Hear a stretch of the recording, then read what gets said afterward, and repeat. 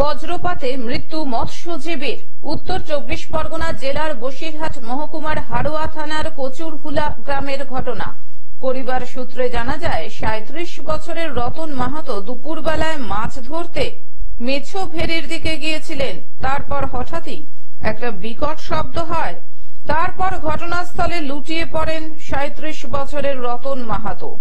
তারপর পরিবারের সদস্যরা তাকে উদ্ধার করে হাড়োয়া গ্রামীণ হাসপাতালে নিয়ে আসলে চিকিৎসকেরা তাকে মৃত বলে ঘোষণা করেন।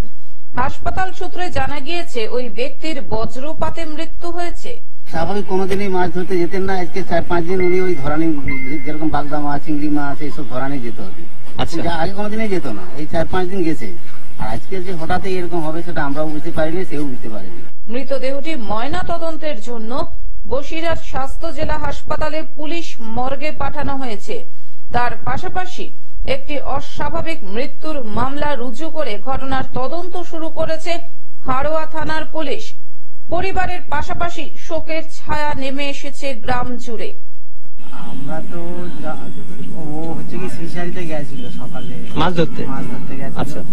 যাওয়ার পর দুপুরে তো আমরা দেখছি হঠাৎ একটা বাজ পড়ার একটা শব্দ শোনা গেল। তার কিছুক্ষণের পর দেখছি ওকে নিয়ে তড়িঘড়ি সব ওর সঙ্গে যারা ছিল মাছ ধরছিল তারা ওকে নিয়ে ভ্যানে করে নিয়ে আসছে।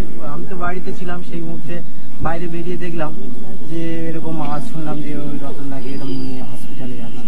তারপর আমরা তড়িঘড়ি বাইক নিয়ে বেরিয়ে এলাম। মানে বাস পড়ে মারা গেছে? কি হয় আপনার? আমাদের দাদা হয়। বসিরহাট থেকে শ্যাম বিশ্বাসের রিপোর্ট, গ্লোব নিউজ। এখন থেকে গ্লোব টিভি দেখুন আপনার স্মার্টফোনেও।